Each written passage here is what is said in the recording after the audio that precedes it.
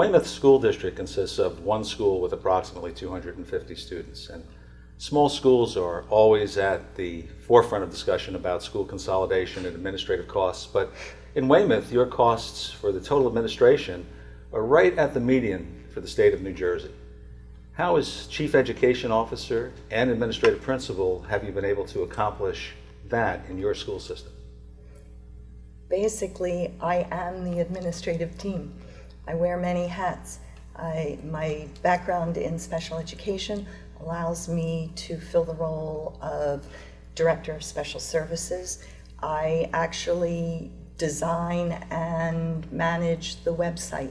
There's no one to delegate to.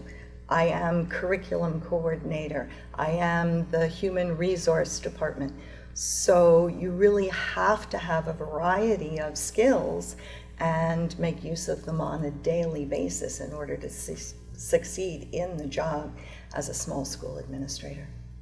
That says a lot, I think, certainly to me and to our viewers, to dispel that perception that there are so many administrators in small school districts, and certainly speaks to your talent and what you have to do to stay current in order to fulfill those many roles. Yeah, it definitely is an art to small school administration. Several decades ago, it was rare to see a woman leading a school system, but that's changed dramatically over time. In fact, now we have about 1/3 of the chief education officers who are women leading school systems. Now, you've had the opportunity as a female leader to be in charge of 3 school systems. Have you experienced any particular challenges or opportunities during your career? Certainly challenges as well as opportunities. In 1989, and going into Milford as the chief education officer, I was only the second female in the county roundtable, a group of 30. And for the most part, the group was very supportive, very welcoming, although initially I had been told not to even bother applying for the position because the board would never consider a female candidate.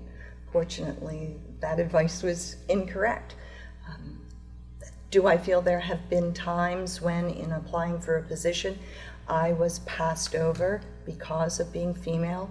Yes, but I think there have been equally as many times when the board was actually seeking a female candidate because of the nurturing type of leadership that we bring to the table.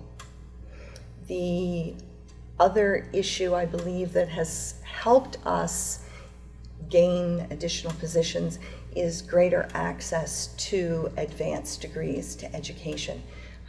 Boards of education are looking for people with that kind of training, that kind of educational background, and those opportunities were not always open to women in the field.